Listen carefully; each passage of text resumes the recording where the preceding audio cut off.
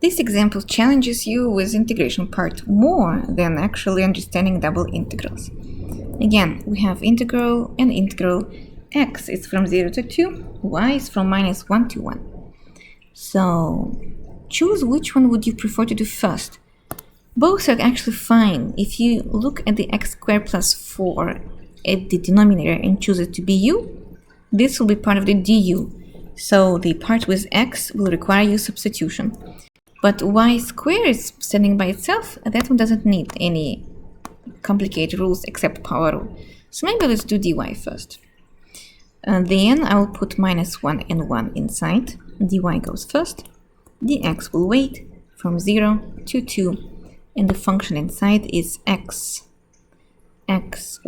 squared over x squared plus 4.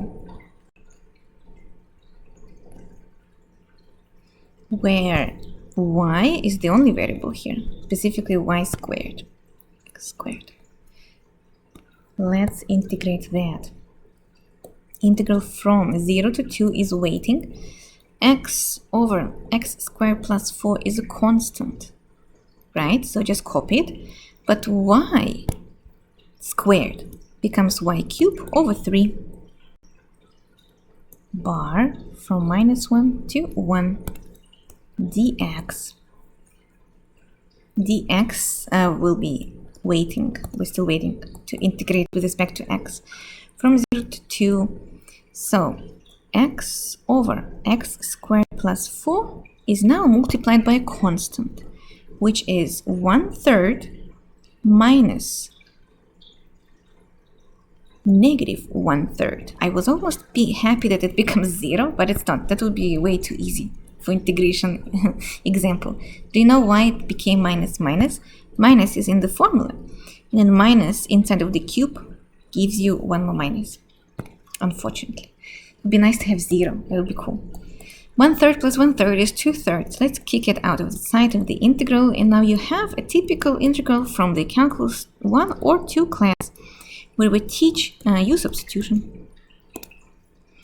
How do I know we should use u substitution? Because one part over here, which is x dx, looks like derivative. Looks like means not precisely exact, but looks like derivative of another part, x squared plus 4. U substitution undoes chain rule. If u is x squared plus 4, then du is 2x dx. Then some students solve for dx. I like teaching it this way. I need to have 2x dx, but I only have x dx. So I will multiply by 2 and divide by 2 to match the part I need. Don't forget to change limits of integration. 0 becomes 0 plus 4, 0 squared plus 4. 2 becomes 2 squared plus 4, which is 4 plus 4, 8. New limits of integration. 2/3 is outside, and now I want to have 2x dx, because this is what my du is. But you cannot just multiply by 2 and be fine with this. You have to also divide by 2 outside of the integral. Integral is going to be from 4 to 8. du is at the top, 2x dx is my du. And then u is at the bottom. Do you remember what is integral of 1 over u? 2 cancels out 2. You have to say out loud. Yes, I do. It is a natural logarithm of u from 4 to 8.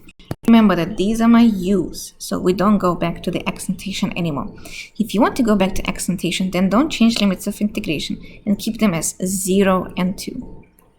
But that's kind of extra step, so you don't have to do that. Either you change limit of integration and then don't go back to the previous variable, or you don't change and then you do go back to the previous variable u, which is x squared plus 4. 1/3 ln 8 minus 1/3 ln 4. And that is my final answer, actually. So, looks very good to me. Unless, do you see anything wrong? No, I think it's good. That's some kind of number. Approximately, I have it in my notes, 0.23. I like the exact answer more, so let's put the exact answer in the box. Check if it matches your calculations and fix any mistakes you found. Post them in the comment. Like and subscribe. Have some hot tea and enjoy your day.